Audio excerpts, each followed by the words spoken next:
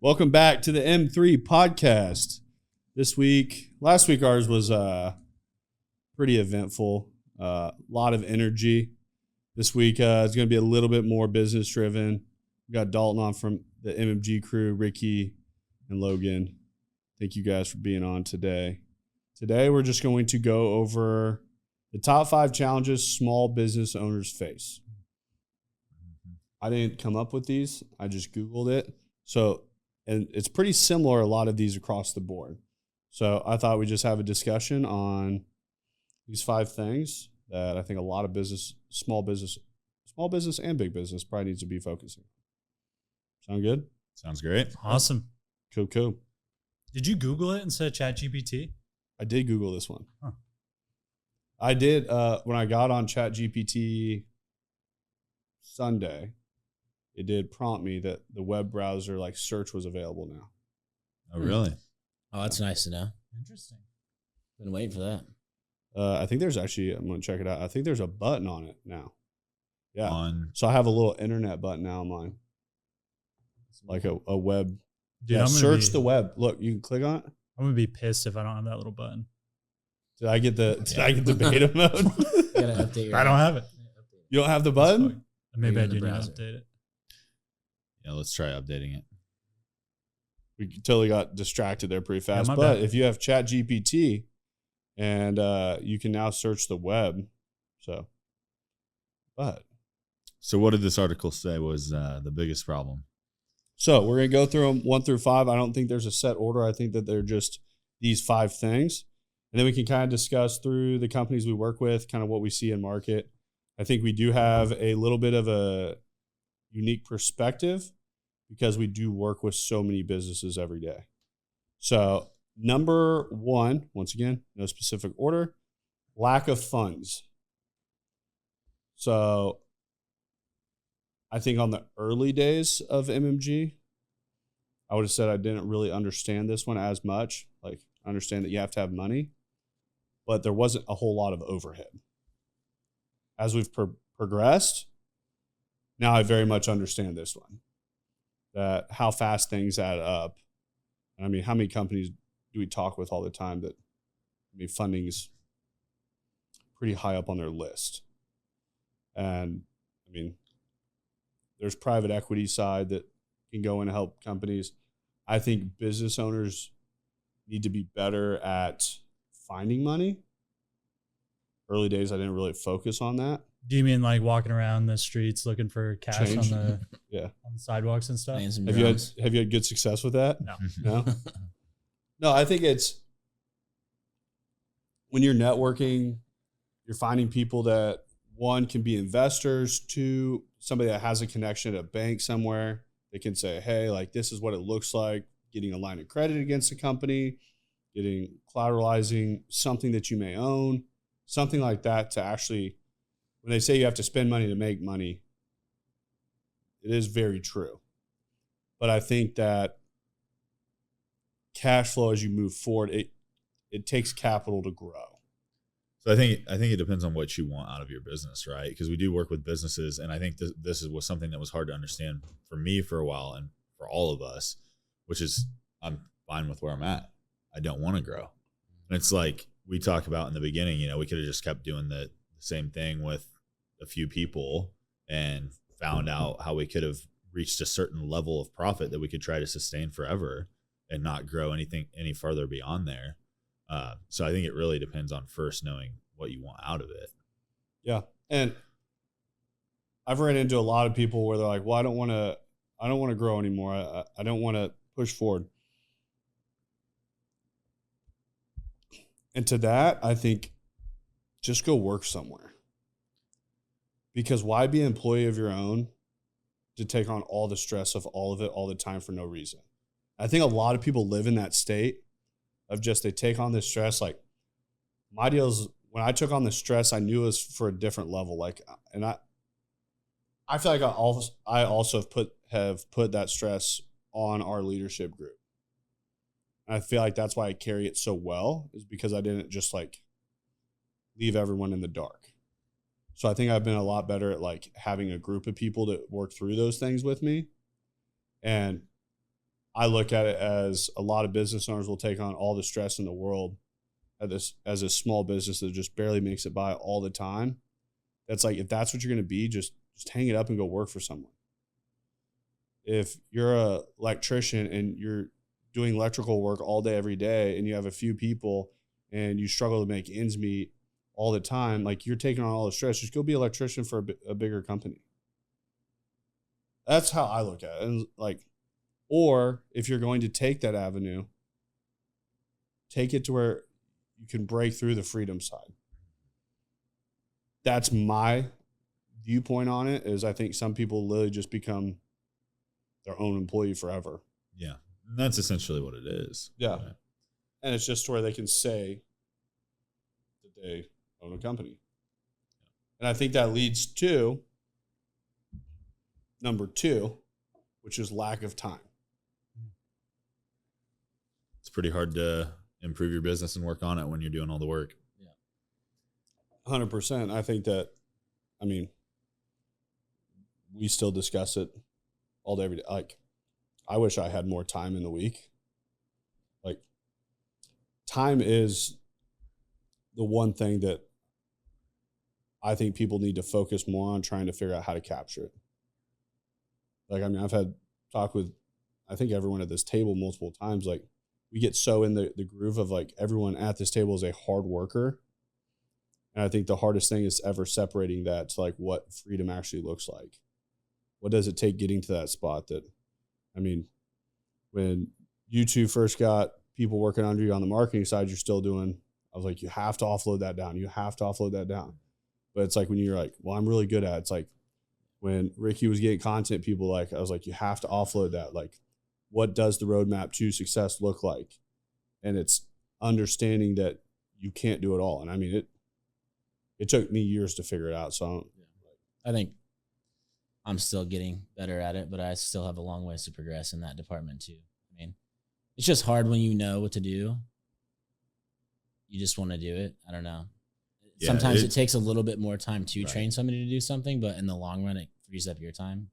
yeah, It's just, I think that segues too off of the first topic, but like people like, they just might not even know that's a thing. Like, you know, Yeah. I mean, they may not even know that just by, progressing forward, hiring more people, that they can actually have more time for themselves to where they're not in the weeds every day. Yeah. Like working in the business. And that's sometimes it's finding the additional funds to even get to the next step. Yeah. Because people talk about it all the time. It can be I need marketing dollars to acquire more work. I need marketing dollars to go find the employees to put in. And it's like, well, I don't have the dollars to put in, so I'm just going to keep doing what I'm doing. And it's like, you look at the last 12 months of their life and the last 12 months of their business, and it's been the exact same. They go in the same ebb and flow, up and down, up and down, up and down. They're never breaking that next ledge, which I look at as like, we take on our problems and everything like that. I'm not going to say we don't have problems as a business. We have a lot of them, but we're on the next tier up. We're on the next level of what we're doing. That the problems are different now, but I'm going to say it's the most, I don't want to use the word comfortable, but it's the most like in control I've ever felt since we've been open. Even though that like we're taking on, I mean, problem after problem, this and that, trying to get things figured out. It's the first time that I don't feel like I am doing all of it.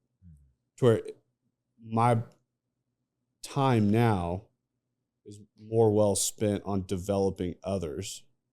And that's where it's like, I look at, we're crossing into whatever phase it may be now. The next phase is how does that leadership team then become the best developers of the next group, and so on and so forth. So that's what I look at, like true scale looking like. And it's that time though, is every single time I've moved things off my plate, I'm like, what's my job now? I think most people struggle with that because they don't know what the next step looks like. They're like, what's the next thing I'm going to do? I've never had a problem finding more to do. Yeah. I just end up on a new forefront of things. Right. So I think moving forward in that on what we're doing with our time. I sit there and like look at the software we're going through now, looking at the marketing strategies we're doing, just the basement group from what we started at to what everyone's working on now, how different is that? Like, how is our time allocated? I mean, Dre was taking photos like of cars all day, every day. And he was almost doing that again. Almost brought it back. You were close. You almost got lucky, Dre. Yeah, but you're right. Look at what, Dre accomplishes in one day now, working on everything he's got going on. It's like helping multiple different departments, kind of like Alex too. There might be a day where he's solely working on helping the sales team, and his help with the sales team, like that's progress that would have taken a lot longer in the early days to get done. So just being able to utilize his time better, and all of us, it helps that multiplier effect happen faster, because you're not thinking about just one thing specifically. You're able to think about multiple things and then go act on them. And I think it was great today. I went and had a meeting, a sales meeting. I remember used to, like, when we finished up with a sale and people were like, can you send over a proposal? Like, we're sitting there like ground zero each time. Like, all right, what do we send them? And we put something together that was like, I look back at now that I'm mind blown that anybody ever like said yes to those proposals we sent over, just of how low level they were. But now it's like, I get done with a meeting. I have a 30-minute drive back. I make a phone call. I have Alex, Adam, and Angela in the office that I go through, that we're selling 3 different pillars of their business on what we're doing marketing wise. And it's like, I give them the rundown on each one of pricing, where we're at, what's going to be an ad spend, how it's all breaking down. I give them like, what are the pain points that we're going after on each one of the facets of the business. And it was like, tomorrow morning we'll have a full proposal when I get into the office to send over there. And it's like, I didn't work on that at all. Like, that used to be like, once we got done like meeting somewhere, I'm like, all right, we're gonna be working on this all night. We got done at 4:30 on Friday. Now we get to build a proposal, guys. Yeah. Let's do it. We had like 1 to build, and now we're doing, like, that was of 3 meetings today. I mean, Ricky's got a grove of meetings tomorrow, where it's like the same thing, but it's like, now we're getting to the spot that like sales has resources. Like, you can be great at like your part of the equation, and somebody else can be great. So I think that's where the lack of time for small business owners, they're most of the time just trying to do everything. And people have skill sets that need to be honed in on. And it's like, Logan can do more in a Excel sheet in an hour than it's gonna take me a month to do the same. Like, I don't know a single equation to put in there. I don't know how to do any of that. Logan like zips right through it, and I'm like, you know what? I don't need to be doing whatever that is. Yeah. Well, it's like what Alex Hormozy says: fire yourself from the job that you like to do the least in the beginning, because that's going to be the job that you're the least efficient at. Yep. Right. So if you know that you hate doing the accounting or hate doing the books like you did, or collecting invoices or sending invoices, it's like, I've got to fire myself from that. And Dre's much better at it. Oh yeah. Now it's off of your plate. It's being done much better and much more efficiently. 100%. What's the next one? Next one. Or I was just going to say, correct me if I'm wrong, but a lot of the times when business owners do reach out to us for marketing, it's because they've been doing it. And 1, they either know that they're not very good at it, or 2, they know that they're good at it, but they're like, I just don't have time to do all that. Yeah. Like, I have way too many other things to do. I want to hire you guys because that's your expertise, and I know you'll do better than I would. 100%. not to mention the companies that we meet with that then go, I'm going to hold off for now. We're going to do it in house. And then we hear from them 3 months later. It's like, it didn't work. Yeah. Right. Who saw that coming? Yeah. Wow. Call us back in 3 months. So the next one is trouble finding good employees. Yeah, I think that's for any business, really. Small business, large business, medium business. How many small businesses do you think are in the United States? What is a small business? Yeah, what is that classification? Is a 2-person show like a under 50 employees? Under 50 people. How many of those are in the United States? Yep. 3 million? 3. Yeah. Ricky? That's a spitball. Is this guess. like we're considering any LLC registered with the state to be a small business? I don't know. Yeah. It doesn't give me a lot. Because I mean, yeah, 25 million. 25. It's like the price is right. Million? You say a million? Well, no. 1 in 3 people have a business. That would be $1 million. No. In the U.S., how many? Three. Or what? No, I'm sorry. There's 3 million people in the That would country. be 1%. Would be 0.3%. It would be 0.3%. Yeah. Because there's Yeah, I'm saying there's a million. 330 What is million it? people in the U.S. 30.2 million. Ooh. That's a lot. But 1 in that's 10 like has a business. okay. So well, it's also it's like, it's any Joe Schmo can register like you said, an with LLC or the something. state. And It's like, some people have a lot of. I don't people know have the those. credibility of the thing I'm reading either. So Yeah. Is that from It's a lot. ChatGPT? I don't know. no, this is on Searching the web. this is on the internet. Like I mean, you have one. Not registered. This is from Walden University. How many do you have? What is that? Me? Just one. Already in detailing supplies. That's That's more a than- lot. more than I thought it would be. That's Yeah, a that's a lot. lot. Yeah, it is. Yeah. So it says small businesses make up 47.5% of all jobs. That's I feel like that could probably be pretty close. Huh. Fact check us if Interesting. you're listening. yeah. Yeah. But to the point of it, trouble finding good employees. Like, I don't know. I think we've hit jackpot on a lot of people. I feel like we've really botched it on others. Well, if there's that many small businesses, you have to have some way to stand out. Because if you're just posting a job listing like everybody else is, chances are you're not going to find those people. For sure. And it's like, I look at how many businesses say that they're different, that say that they have like something different, that do absolutely nothing different than the next person. Like, I focus so hard all the time when people are like the difference makers of MMG, like who are you trying to be like? I'm like, nobody. Like, I feel like people get like one business that they just try to do everything like that. And it's like, I don't really agree with that philosophy, and it may work for some, but I look at it as like, I want to have our own identity. I want to have our own name. I want to have our own, like, who we are. Like, so I try to do everything as differently as possible, which I think does draw a lot of talent coming our direction because it's something new that they've seen. What are your guys' opinion on that? I think it's also because we're just so active on social media and people see us.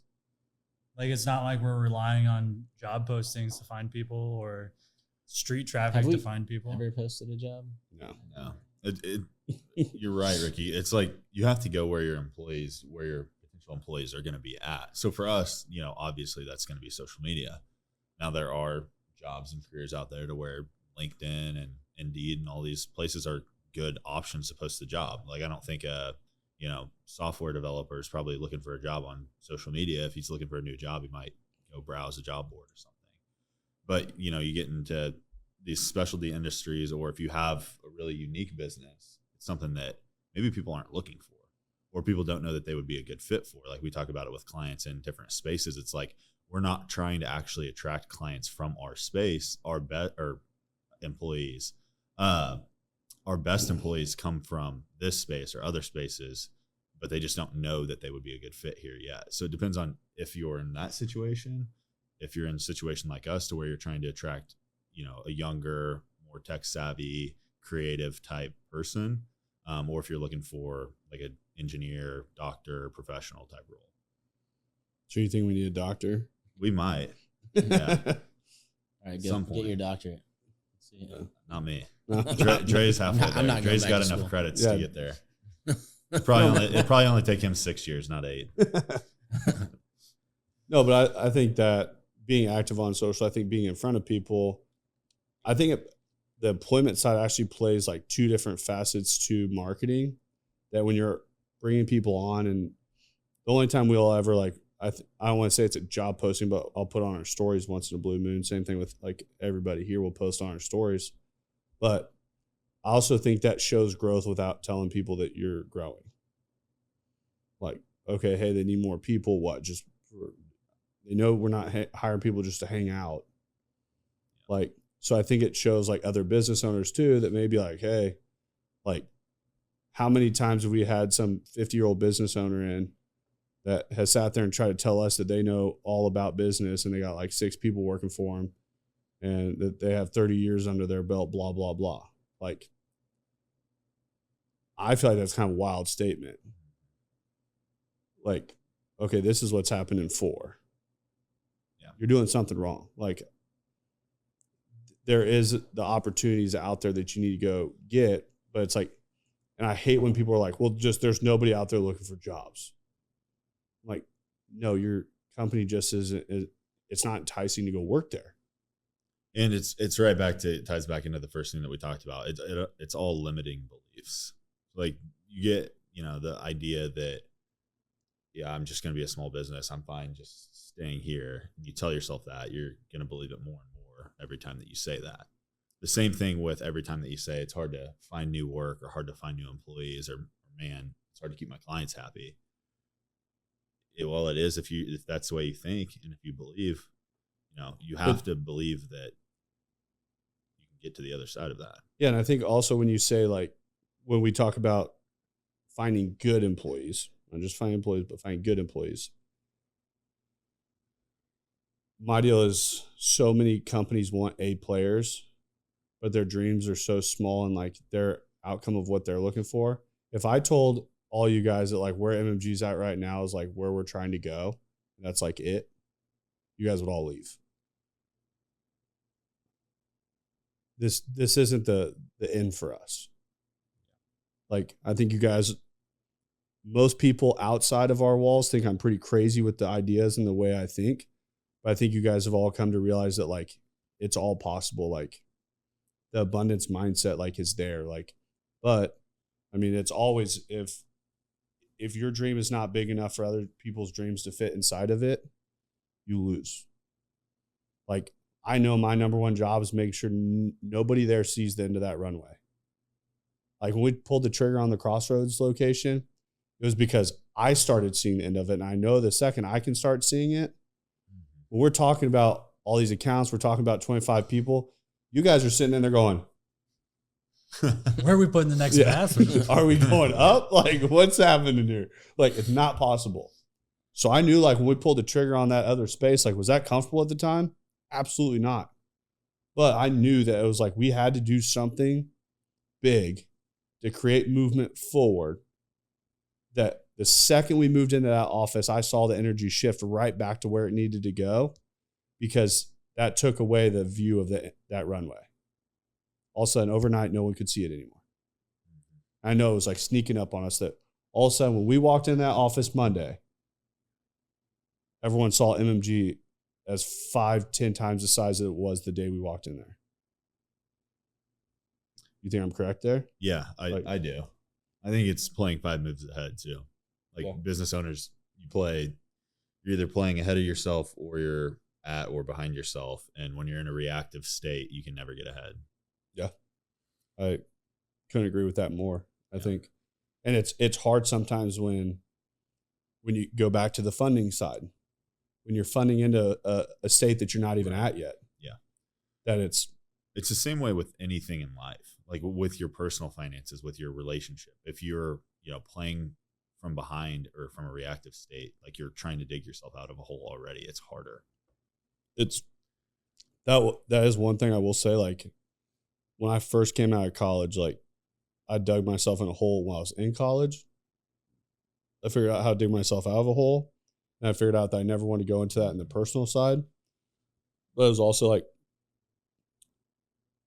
I will say it's really hard in business because there's sometimes that it's like, there's no other option. I'm sitting there, I'm like pinned up against the wall. I'm like, this is my only option. I was like, this is what I have to do to get to the next step.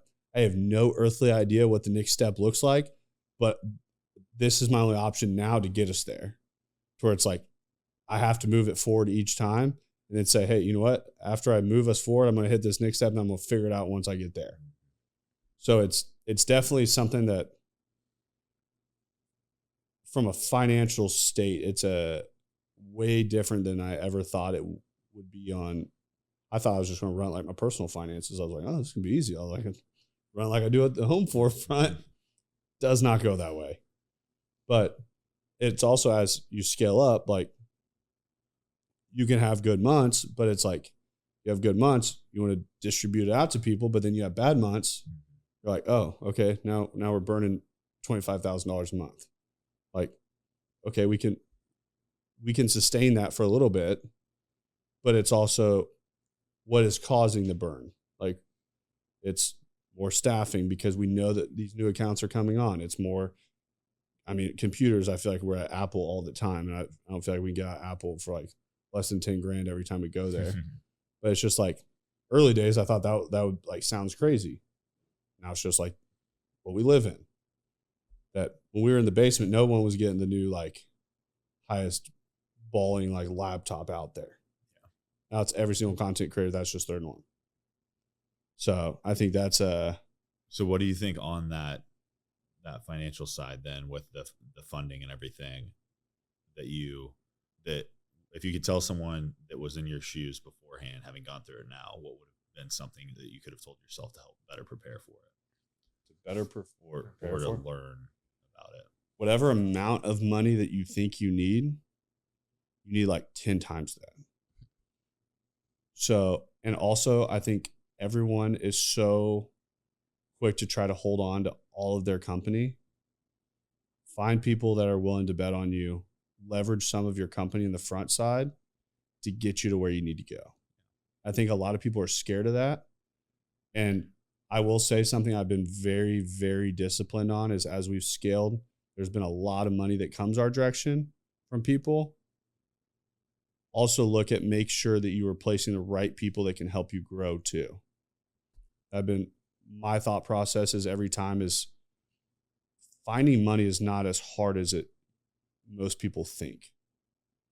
Once again, when you get that abundance mindset, there's a lot of people out there that got a lot of money that they're looking to invest it all the time. They're looking to put it somewhere, but I knew that I needed to grow as a business owner. I still have a lot of growing to do. I still place myself around people that can help teach me, that I can learn from. That's something I look at with an investor, with somebody that I'm going to bring to the table, is how can they help move me forward and expand my realm of thinking. So that was, I mean, Adam probably moved us forward more as a company in 10 minutes than anything else that's happened since MMG started day one. He was the one that removed me from all these different spots of the company. And I don't know, I think in the early days, sit down and make sure you don't get too leveraged to credit cards. That I had that at one spot that it was a pain in the ass to get out of, but we got out of that. And it's like, depending on the company, you have to understand where your profit lines are. You have to understand what true scale looks like. Are you in a business line that is residual money 12 months out of the year? Are you in a seasonal business? That they all run so differently that you have to really know that math well. Yeah. I think in the beginning we had high months that I was riding the high horse, and then we had really bad months.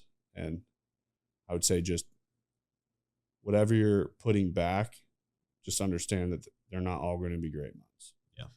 So that's good advice. I definitely had my fair share of fails on all that.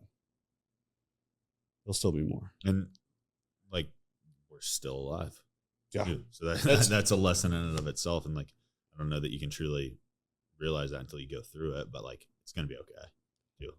I think in the early days, it like freaks me out so much. Like, the stress that I took on, and like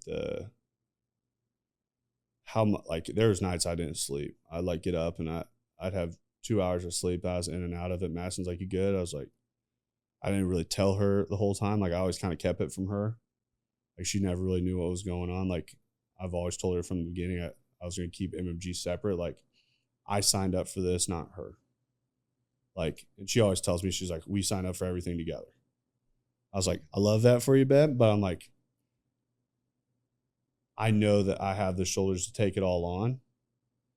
I'm not going to let her stress about it. Like, so there was nights like when the most stress I ever had was when we were in the house and like, I mean, how many conversations did I have with you guys? I'm like, hey, are you guys cool if I write checks like 2-3 days late this month? Like our invoices aren't in. Like, yeah, we were chasing them then. Yeah, a lot at of least. it. Yeah, but it's like, I mean, going through that, I look at all the things we've overcome in 4 years, and I'm like, yeah, we're still here. Like, it wasn't enough to take us down. So, it's the funding is a weird thing when you're growing really fast. Like, and I look as there's a lot of people who are really good at putting beans on the table, but you have to make sure beans aren't falling off the table all over the place. That we do get a little out of control with that sometimes. But next one is difficulties balancing growth and quality. Who wants to lead off with this one? Yeah, I mean, that's the hardest part, and it correlates right there with hiring employees. Like the hardest part at first is to trust them and to try to teach them to do the job to the same level that you would do it. And sometimes you're going to get people that they're not going to be able to do the job, or they don't care to do the job to the same level that you are. That's why it's so important to hire the right people. That's also when you need to have more robust processes and systems so that it ensures the quality and it's not up to the individual. Like if you have a robust enough system that there's checks and balances in it so that you can keep that quality, it's going to go a long ways. That's where I think that where we've struggled a lot, we're getting it's a lot better now than it's ever been. But the process is that the communication complexity multiplies so fast that there's so much human error that you have to build out those processes that take out human error at as many different points as possible. And the other thing is, I think when we scaled up really fast, we just assumed a lot of times that we assumed this person knew that they were supposed to be doing X, Y. I mean, I still do it. Like, I still am working on getting better at it. I'm like, I talk to a business owner, I go over something, I'm like, hey, we need to do X, Y, and Z. And I just assume that you guys have all the information that I have from a 45-minute conversation. So it's like, today I got done with that sale and I was like, if I wait till tomorrow to get into the office, I'm going to forget like 20% of it. Yeah. I'm not going to have like the most effective proposal put together. So I call Adam immediately and I was like, hey, Angela and Alex, you guys need to get this done. He's like, let me call you back in 3 minutes and I'll have them both in my office. Calls me back. I literally run through the whole entire thing. And I was like, every single spot that like I hit on, everything was put over. They documented it all to where it's like, we look at the same thing through that process from marketing to content to what execution looks like to the communication with the client, that you could have an hour-long conversation with the client and go back and give a 3-minute overview to an account manager, and then account manager doesn't actually get the input that they need. Oh yeah. Dalton and I've learned that the hard way. So like, I've actually like something I'm very close to implementing, which I've been doing some research on it. There's these new things that go on the back of your phone.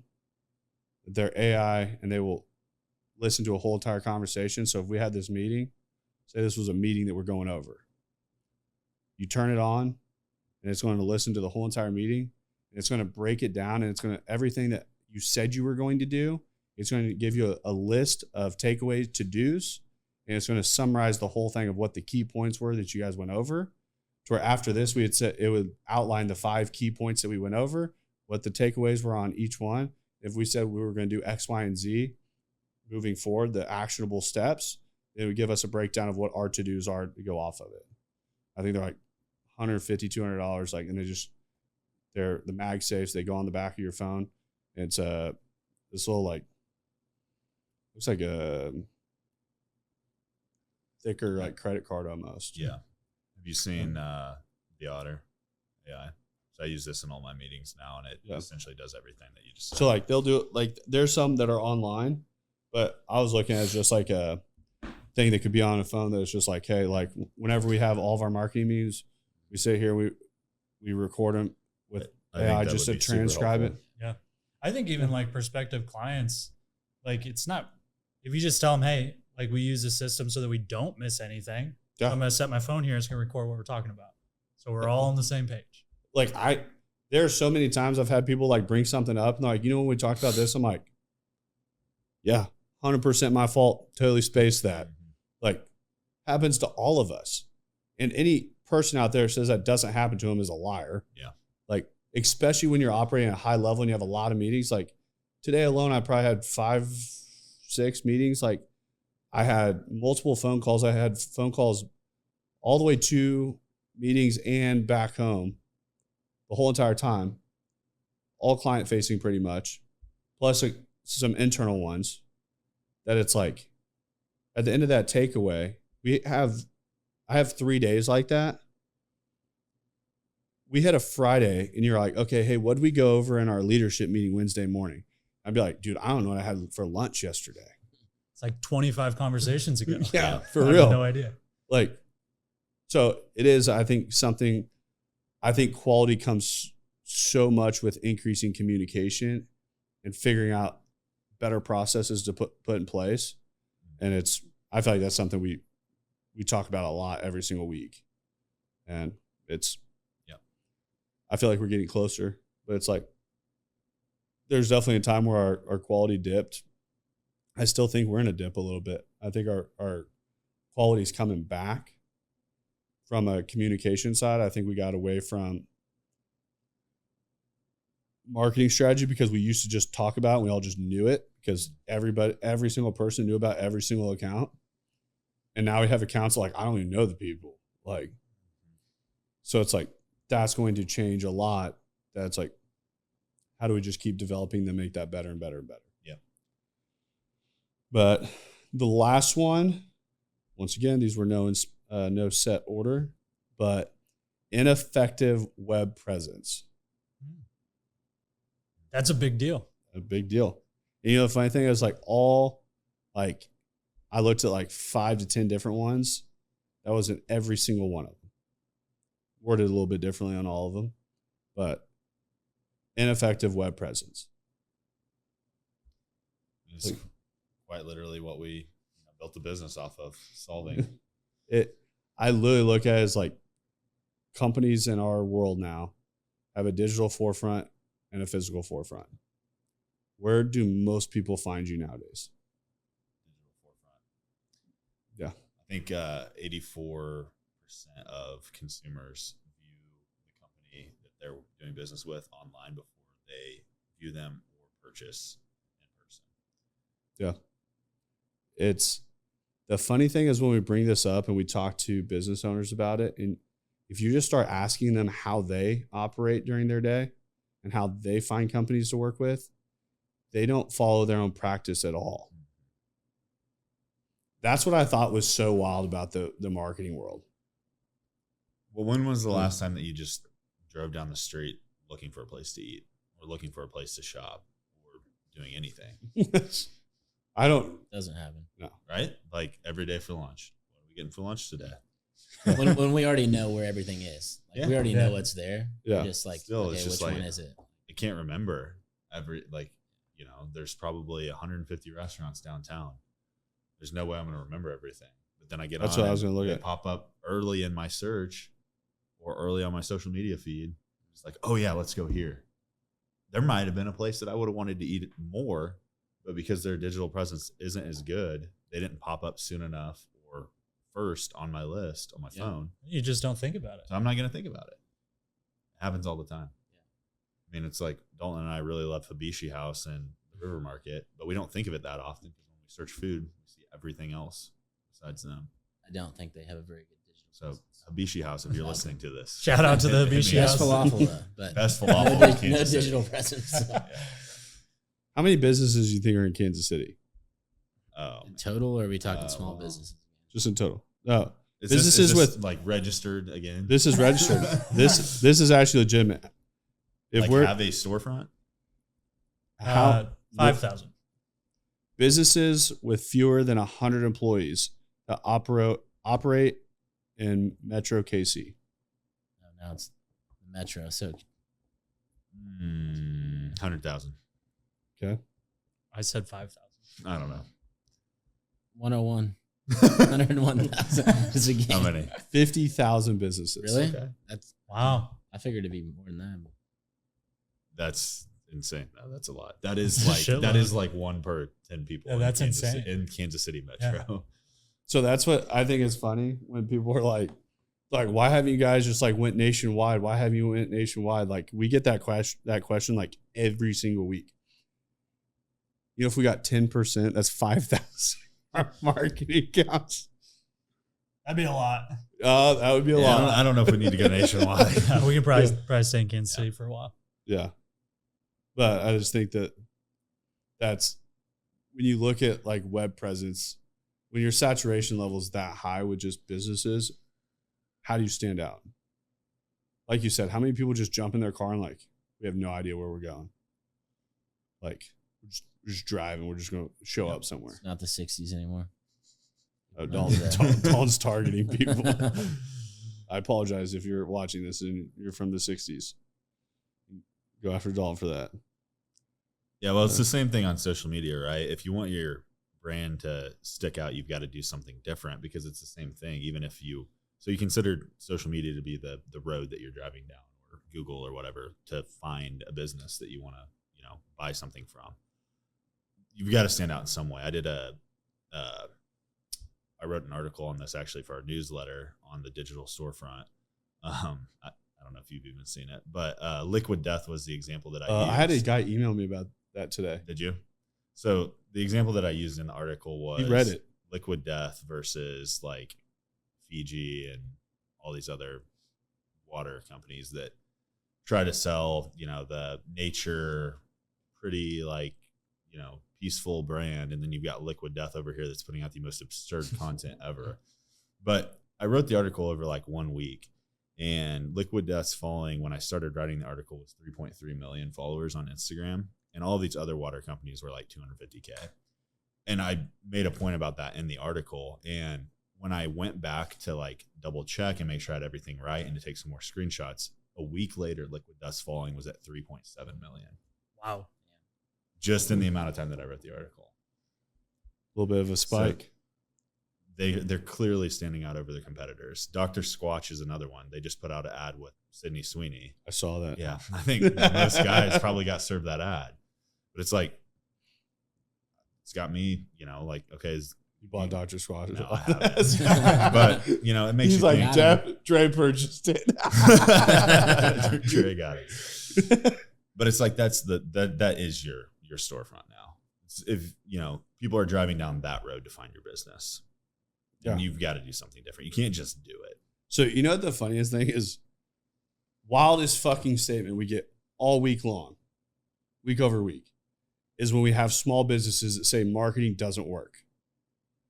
I'm like, the difference between small business and big business is the understanding of how all departments work. So large companies have full departments fully allocated towards their online presence. Like, they spend millions and millions and millions of dollars. Conversation today with somebody that they're really talking about the spend that they're putting out in a year. You're talking multi-millions every single month.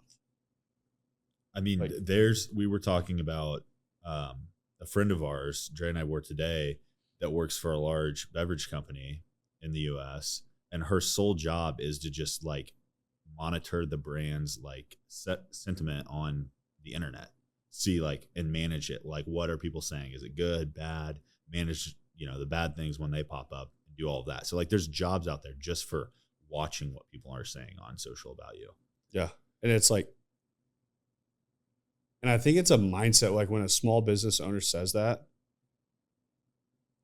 I'm not going to say it frustrates me, but it's like, I literally look at that person. I think of like, you're never going to be big. Like, that's like saying like accountants aren't important.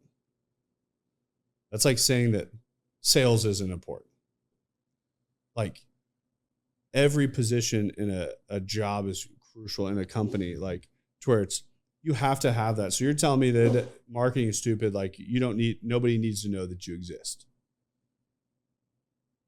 Sounds like a great idea. Like, keep doing what you're doing because that's not working.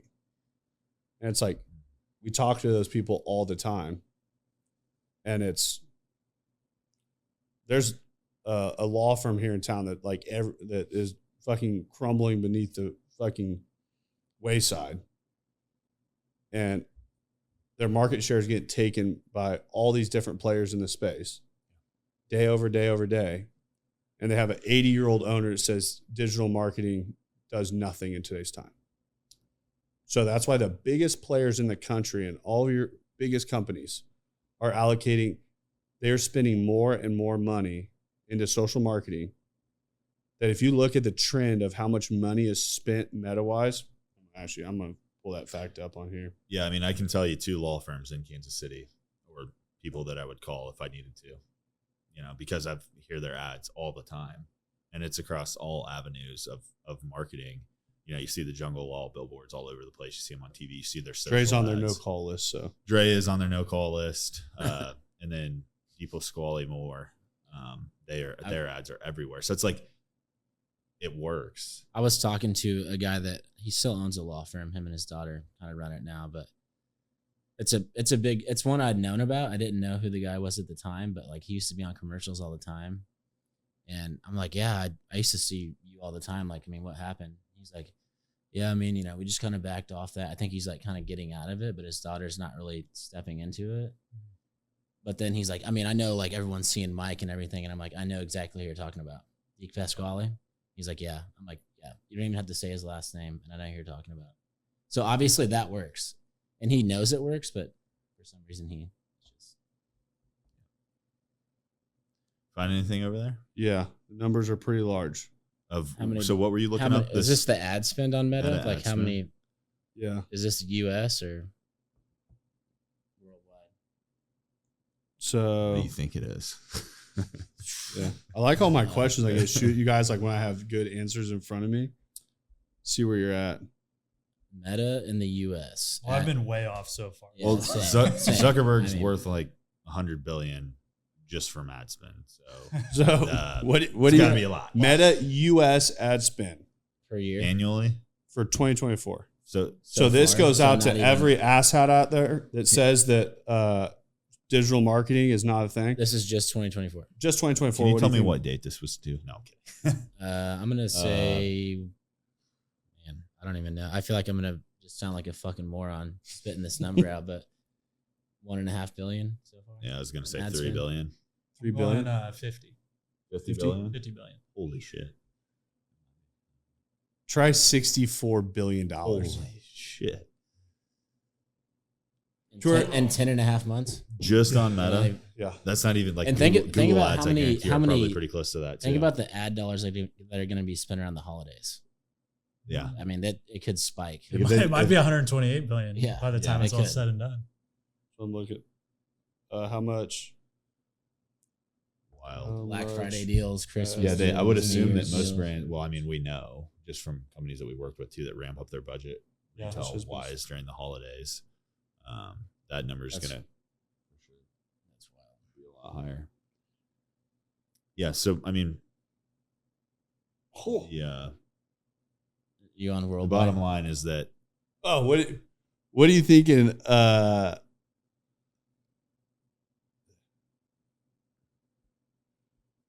What do you think is spent on Google Ads 2024?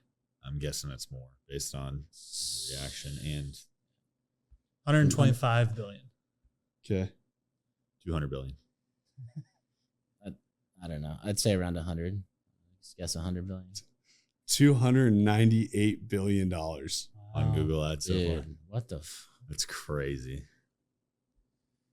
Hey, digital marketing doesn't work though. Nope. Digital marketing doesn't work. All these companies just do it for no reason. Yeah. We just like giving Just- money to just- Zuckerberg and They're just donating money to Google Yeah. and it'll suck. It's just a tax write off. Yeah. got to get rid of it Dude. somewhere. It's not going to I the would be government. interested to know what's spent on Meta ads worldwide though, and Google. I'm Where- sure I gotta Dan can guess. find that. I can find it. Well, I'm gonna guess like fucking. I think it's gonna have to be in the trillions. So the only thing I would say for worldwide is I don't know that Google's the number one search platform That could be. What is? I think it is Bing. Is it Bing? Really? I don't know. I figured you But knew that. I'm Andre. sure we can find that out too. But Facebook, I mean, Facebook, I'm gonna say 1.5 trillion in 2024 worldwide. Dude, you remember how much money we spent in Vietnam at one time? In like 2 days. okay, so I'm completely wrong. Google is the number one search platform worldwide. I don't know what the number one They phone have is. 92% of the market, Oh, search market. yeah, they're doing all right. Okay. So I think social, like worldwide, I think US kind of dominates the market. Sure. We were at what, 64 billion Yeah. US. Worldwide, you're at 155 billion. Okay. But then social ad spend is at 247.3 billion this year. Across all social platforms. Yeah. It's pretty wild. It's a lot of money. I mean, we're contributing a lot. I don't think we're No. making a dent on the grand scheme, but we're trying. Well, it's wild to think of, the opportunity that's out there when you put it into that perspective. Like we haven't even touched, a registerable number on a scale. Our of number any of does that not yet. start with a B. Yeah. So Not even close. No. Yeah. No, I just think that, I mean, we go over these things that business owners struggle with, the challenges that they face. And it's okay, trying to get great employees. Okay, is it getting work? Is it funding? Whatever it is, the more eyeballs you have on you all day, every day, the more chance you have for opportunity is the way I look at it. And it's like, how many people have questioned us on doing the taco reviews? I mean, the companies that question us don't have a single video that holds a fucking candle to our lowest viewed taco review. Yeah. To where it's like, it puts eyeballs, like we go places, people know who we are that aren't even in the marketing world or not a business owner, but it's like, well, is that really your target demographic? I don't know. Who's the target demographic of Barstool? A lot of different people, because there's a lot of different personalities in the place. Mm-hmm. They do target a high portion of sports people. That's what it started off as. But now you have like the BFF podcast. Like you have all these different podcasts that were under there. The Call Her Daddy podcast was not after sports people, but just started conquering a lot of different areas. That was just putting more eyeballs on Barstool all the time. That now Dave, anything he does, he can make it. I mean, Miss Peaches has. Dude, he got a new dog today. I saw that. Pete. Yeah. Pete the Beagle. Yep. If you read the comments on it, he's like walking around his house and they're like, whoa, I'm big rich. He's like, and then people were like, Pete doesn't know he's got 3 houses yet. But attention is the new currency. it is. And we were talking about before on all these big companies are pulling out from the traditional forms of marketing that take attention. They're going after a social move that with the correct content, you can willingly capture someone's attention now. On social, if you're going to go into a feed, content is so important to be done correctly because a person has the option to scroll past. I think that's the coolest thing about marketing on social. Yep. You There's gotta no show waiting up. 5 seconds to skip it. Yeah. It's when we're watching, look at Peacock. Yeah. Peacock Sunday night football games, no more TV commercials. They just fly over stadiums. They said the game will be back. Literally the first time I was like, my TV broken? I haven't seen this. I don't know. Sunday night, Peacock, watch games on there. No more commercials. Interesting. I didn't know that. I didn't know that Start either. Watching it on Yeah, Peacock, me not too. YouTube TV. You literally, like, Yeah. when they go to, like, intermission, or not intermission, but when they go, like, between plays and shit, it's literally just drone flyovers of different stadiums. And it says, like, That game sounds. will be back. I'd rather watch that than a commercial. Yeah. For real. It's actually sounds kind of pretty soothing. cool. Like, when it hits, I'm like, oh, great. And it's like 30 seconds and the game's back on. I was like, this needs to be everything. So that must be. Does NBC own Peacock? I think they do. They bought them. Yeah. I don't know. That's a weird play then. But it was You the can same watch it thing. on NBC or Peacock. Yeah. So then the other thing was like when Yellowstone was on, I damn near wanted to buy a Ram truck just because they paid to where we didn't have to watch commercials. So like no commercials brought to you by Ram we pickup go. trucks. I'm like, dude, that's cool. Now we're getting to the. I was like, Logan's gonna. Now we're His getting pants are somewhere. fitting weird over here when we start talking about Ram trucks, but no, but I thought that was like a cool play. I would actually rather spend money towards somebody didn't have to watch. They a commercial. did have Ram commercials though, correct? So they would, Which they were pretty good though. which like it Did wasn't the new every season come episode. out? No, I think what's his homeboy left. No, the rest of season 5 drops like I think within a week or so. Are you sure? I didn't think they were. I thought he said he was done. I don't know. Ricky, you gonna figure this Rick- out? I'm gonna look it up. Ricky's gonna. I look mean, I this hope up. you're right. 'Cause I would love Sorry. to. Dude, I feel like we've like looked up a But lot the of good Ram- information on this. Yeah, podcast. we have. The Ram commercials on Yellowstone were legit. They were good because Yeah. you see So them they- using the Ram trucks. They didn't do it like every episode, but like Okay. the like season premiere and stuff like that, they would do like no commercials. You found it. I think it said November 10th. Okay. I think that's the date I'd seen. November 10th. Yep. Yeah. So the second half of season 5 premieres November 10th. Yellowstone watch party at the crib. And then I'm assuming it's done after that. Yep. In talks with stars for Yellowstone season 6. you can't- They're not done, Dalton. I heard Dude. McConaughey for John Dutton, but I just don't see how you can have. I think that would be the only person that you could. You can't. You possibly- just can't do it. You So can't. so they're saying a possible shift in focus towards Beth and Rip, Okay. which would make in sense. the fourth, So they're sixth, basically sixth, going to seventh, kill involved. John Dutton off. He's going to die. John dies. I mean, he's old though. He is. It is He is about old. time he dies. He's though, almost right? died He's a like couple almost times. died too many times Yeah. to have survived. I mean, he could all just this die of shit. old age. It's They true. gave him cancer too. I think he Like, right? he doesn't go out in his boots like the old boy on the tree. Yeah. Well, I don't know what season that was, but remember that Yeah. the old cowboy that Dude, dies. what a good show too. I know. Man, just had to fuck it up. I would like to see a spinoff of 1923. I don't know if you guys watched that, but it I wasn't pretty as good. impressed. Did you like Yeah. 1883? I didn't watch 19. Okay, So I you didn't should- watch. You should Wait, watch watch it. 1883. No, that's Which the one that's was the one with the girl in it?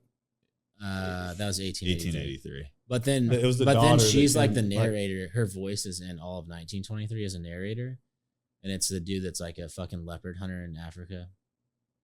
And You know- he comes So- back home because Totally missed this. I probably Yeah, I shouldn't didn't- I probably didn't see shouldn't that one. give the deets in. It's good. You should. You know, watch these it. are It's going to better be than the 1883. old westerns that, like, you know, how our grandparents watch shit that we're like, why the fuck do you watch this? I know. This is going to be our show when we're Yeah. like 80. Maybe we should just start having a podcast that just we talk about TV shows. I'm sure there's some people out there that are enjoying this right now. Probably. Message us if you like Yellowstone. Yeah. They were probably like, I got a lot of good information there for a like second. when Yellowstone's starting back up. If you took one thing away from this, hopefully you Maybe we should, know maybe when we you should cut this yell- to the first part of the podcast. put this at the front where Yeah. we hold people. Hey, I mean, if we get, that's the other thing too, is sometimes when you look at numbers, everyone thinks that they need to have crazy numbers on everything.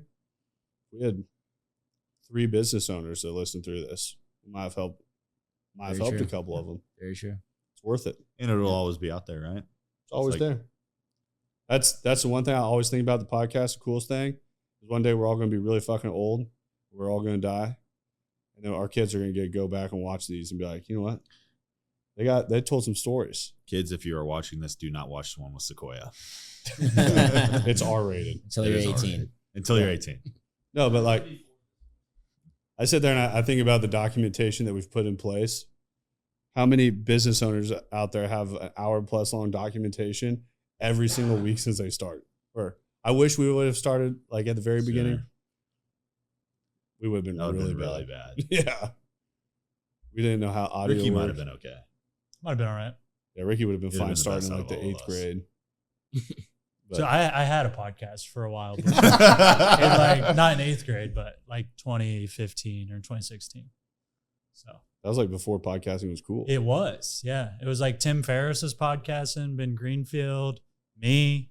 Joe Brandon Rogan. That was about Joe it. Ro- when did Joe Rogan Well, he's start? has like 2,500, Yeah, 3,000 maybe. we did His the watch math on time it, or is went back actually- and found the first one, and it was like 2015 or 16. His watch time is actually Oh, It yeah. is. if you look at the total watch time of his podcast. It has to be unreal. It was We like, looked at it. I don't remember It's what it like is, but 4 or 5 billion. it was Ricky and Joe just out there just It was just us. I mean, we Pioneering- paved what the did you way. talk about? We had a couple. So we had More than one? yeah, we had the Revenant podcast, which the Revenant was like a motivational type deal. The Ricky Hughes show, where I just kind of talked about bodybuilding and shit. Yeah, I think we should bring back the Ricky Hughes show. we might need to.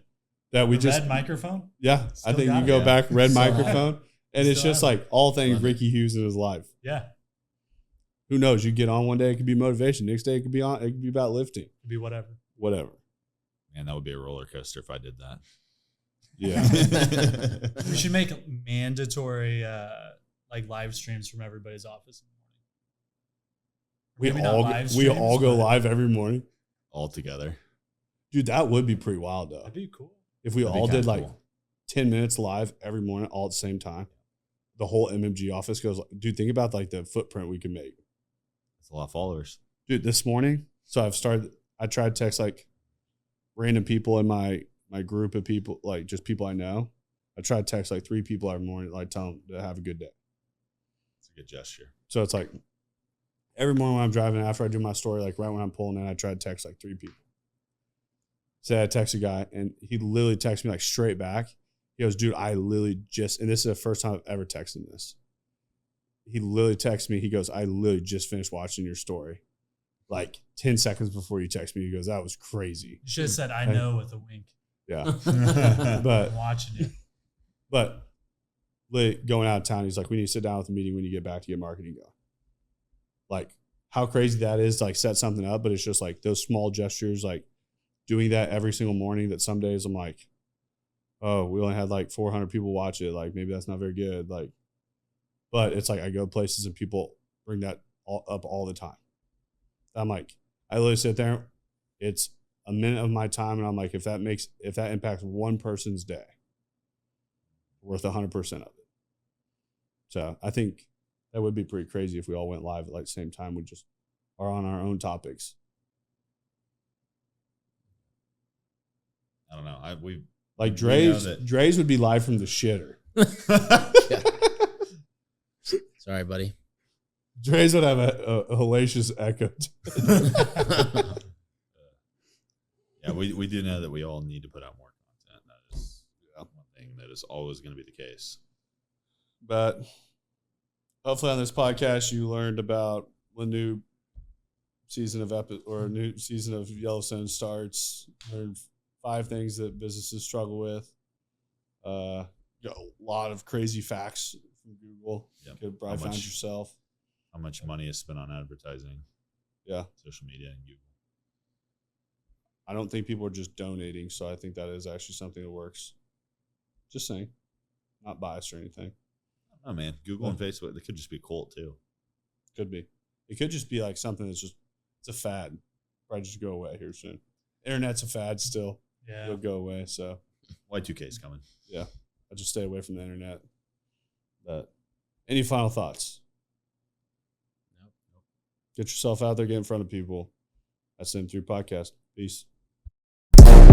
Thanks for listening to the M3 Podcast. Be sure to subscribe so you don't miss the next episode. Want to learn more? Check us out on Instagram at Moss Marketing Group, on Facebook at Moss Marketing 58, or on our website at mossmarketinggroup.com.